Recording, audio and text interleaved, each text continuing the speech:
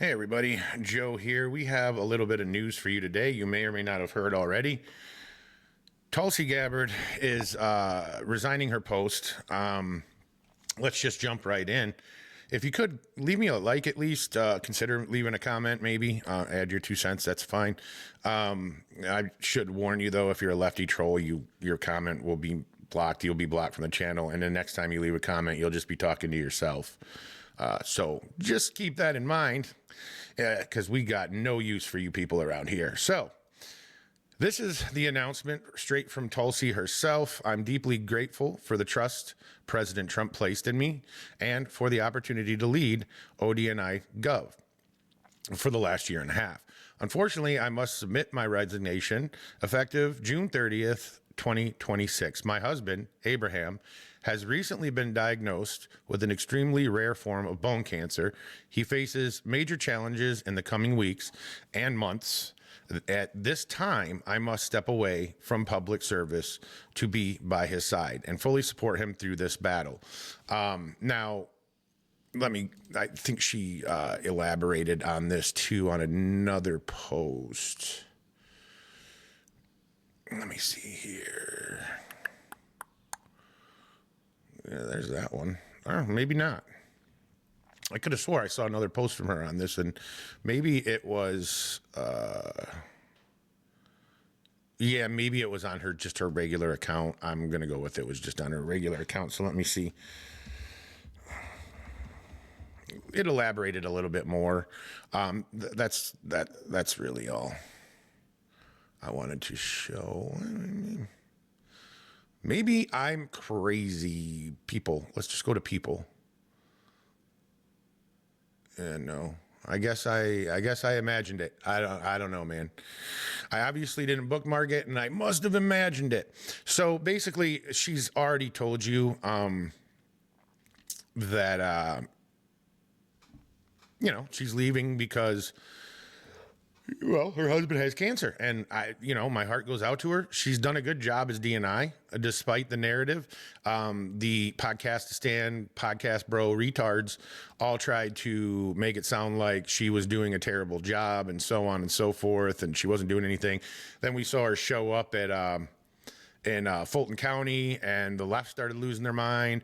And then it was, she's buddies with Joe Kent, and she's against the Iran war, even though we've seen her testify that they had nuclear capabilities and that she agrees they should not have a nuclear weapon. And I mean, it's just constant attacks on her because she was a threat. And then we found this out too. This is coming from Catherine Heritage right here. Or Heritage, rather. Exclusive strong indicators CIA was tracking DNI Gabbard team emerged months ago. And there it is. Based on my reporting, it was well known in national security circles that the CIA investigative unit had sent emails to several members of DNI Gabbard's Director Initiatives Group, or DIG, demanding they come in for questioning, while CIA unit routinely conducts polygraphs and investigations. The timing of the request was concerning. It did not appear to be a part of a standard security clearance review. They go on to say the alleged CIA monitoring of the Directors Initiatives Group was described as tracking every keystroke on their government computers and devices. Wow, there is no expectation of privacy on government computers, and users often see a logon warning. It did not appear to be routine counterintelligence work by the CIA. In recent testimony before the Senate Homeland Security and Governmental Affairs Committee, chaired by Senator Rand Paul, CIA senior operations officer and whistleblower James Erdman III alleged that the CIA illegally spied on computers and phones of the Directors Initiative Group, along with their investigations into contacts with whistleblowers. Note: DIG investigated the JFK, RFK, MLK assassinations and the origins of COVID-19, Crossfire Hurricane, the Biden administration's domestic surveillance, anomalous health incidents, AHI, and unidentified aerial phenomena. Erdman provided detailed testimony about the DIG's investigation into directed energy attacks, also known as Havana syndrome or anomalous health incidents. So if you don't know what that is, there are reports from government officials from different countries. Havana was one of them. That's not a country, obviously, but they claimed that they felt like they were targeted with some kind of weapon. Their ears would ring. They'd feel extremely strange. Their head would like pound. And that some of them claim they haven't been right since. If you look on YouTube, as a matter of fact, 60 Minutes just did an interview with one or maybe two of them. I think it was one. But yeah, so it's a thing. She was looking into that. Urban provided detailed testimony about the DIG's investigations into directed energy attacks, as I just read. This was not the first time the CIA appears to have been monitoring DIG communications. Individuals involved in our AH-1 investigations discovered third parties were listening in on secure phone calls at intelligence community facilities. In one instance, it was during a conversation with a whistleblower. These incidents were also reported in counterintelligence channels, and DNI IT experts confirmed it was reproducing what occurred on the secure phone calls required an IT engineering work order. Some had to request a technical change to the infrastructure. Someone had to, rather. During its investigation of AHIs, my reporting reveals additional allegations that the CIA denied DNI Gabbard's investigation access to key analysts and officials still working in the CIA building, as well as relevant highly classified intelligence held in compartmented programs. I also understand that requests to review internal CIA correspondence communications regarding the Biden-era AHI intelligence assessments, including whether the intelligence was manipulated and the findings altered, were blocked. So then it goes on to say the Biden-era intelligence community assessments concluded it was unlikely that a novel weapon or foreign adversary was responsible for the debilitating brain injuries suffered by spies, diplomats, military personnel, and some civilians, injuries that can lead to brain cell atrophy and death. So that's some pretty serious stuff, and that ties back to that Havana syndrome, the attacks that these people claim that they had carried out on them. As I reported in February, a DIG report and findings into directed energy attacks, or AHI's, anomalous health incidents were finalized and prepped for release, but there was strong intelligence community resistance to revealing it. The report is still not public, and this week, Judicial Watch sued the federal government for the records, and they have a pretty good track record of getting them, as a matter of fact, so we'll see what happens there. Based on my reporting, the DIG, DNI, Gabbard's task force into weaponization and politicization, boy, I can't say that word, found that analytic tradecraft used by the intelligence community under the Biden administration was defective. I also understand that the DIG's recommendations include the recall of 2023 and 2024 intelligence community assessments on AHIs. DNI Gabbard committed to a new review of so-called Havana syndrome after our 2025 independent investigation. Our reporting revealed that brain injuries suffered by U.S. spies, diplomats, military operatives, and civilians can cause progressive damage to the brain and the nervous system. In response to my new reporting and questions, an ODNI official said, "We have confirmed that the Intelligence Community Inspector General is aware of all allegations and is working alongside ODNI and interagency partners to uncover the truth about any potential wrongdoing." A CIA official said the agency has been and will continue to be supportive of any IG investigations into past conduct by CIA on this issue. The official disputed allegations that the agency has frustrated the investigation by DNI Gabbard's team. CIA worked to provide DIG with access to information responsive to the execution orders prior to its disbandment by the DNI.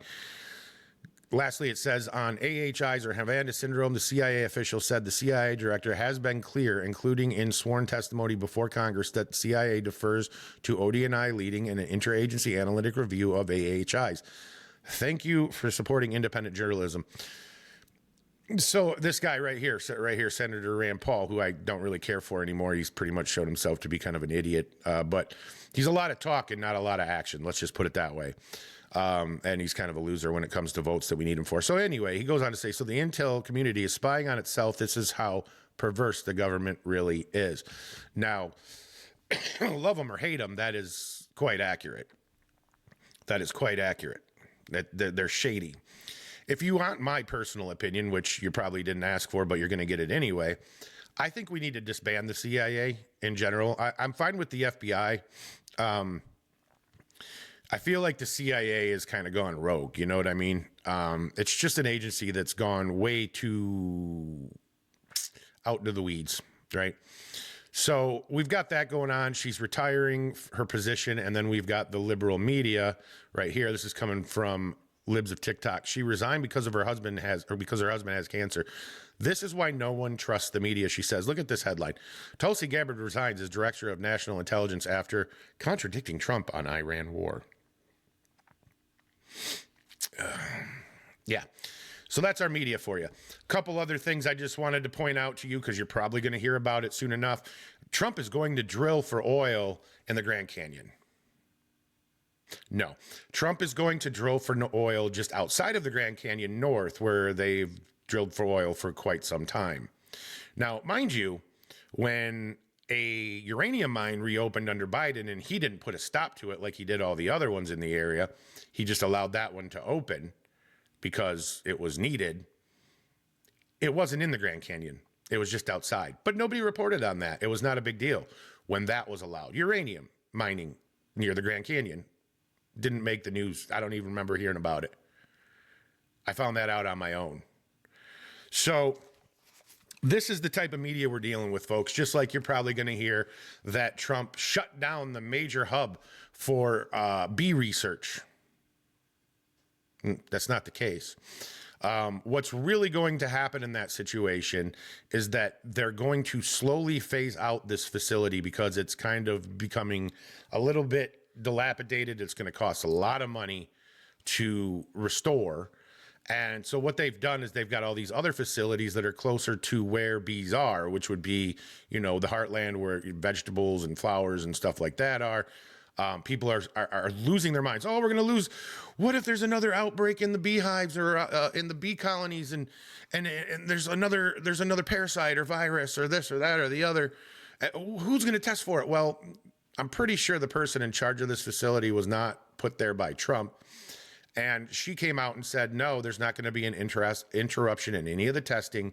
They are going to operate at this facility as normal until like 3 years from now when they finally phased out this particular group of buildings. It's a bunch of buildings for different things. This just happens to be there. And what they're going to do is they're going to slowly start moving the research to other places, better, more up-to-date buildings for efficiency so that things are more targeted where they need to be instead of all in one location in the upper northeast. They're going to be spread out where bees need to be and need to be healthy, where your food grows. And liberals are melting down and they're making posts about how, oh, Trump's closing it down. We don't need, we need bees for food. People are retarded. So you can look that up. That is an actual fact. They're closing it down. It's going to be a phased out thing. They're not going to lose. There's not going to be any interruption into studies, ongoing studies. There's not going to be any interruption to people sending in testing and getting results back. None of that. But this is how they operate. This is how the left operates. They have to spread fear and panic, lie, and gaslight people. That's why I just laugh at Podcastistan bros like Tucker Carlson and Alex Jones. And, now they're parading MTG around. You got dumb ass, what's her name? Candace Owens interviewing Hunter Biden and pretty much blowing him on the stream. And so on. You've got all these idiots that are trying to get you to believe that Trump's a complete moron and doesn't know what he's doing and he's trying to destroy everything. When in reality, he's just trying to make America great again. And that takes change sometimes. So there you have it, folks. That is what's going on. Tulsi is resigning. We are sending our best thoughts, prayers, wishes for her husband because bone cancer is a hell of a thing. I would not wish that on anyone. It's going to be rough for her and especially for him, and I wish them the best, and I hope that whoever replaces her will be good enough to pick up all the cases that are going to be coming into his lap from what she started. Todd Blanche has done a hell of a job at picking up everything that Pam Bondi had started rolling the ball on. So I hope we can get somebody in charge of that, that knows what the hell they're doing. People are already making the memes of Marco Rubio with Tulsi Gabbard hair. So we'll see what happens there. But anyway, guys, until next time, peace out. Please, if you pray, if you're the praying kind of person or whatever, pray for Tulsi and her husband for a recovery, a good, speedy recovery, and hopefully everything works out in the end. Until next time, guys, peace out.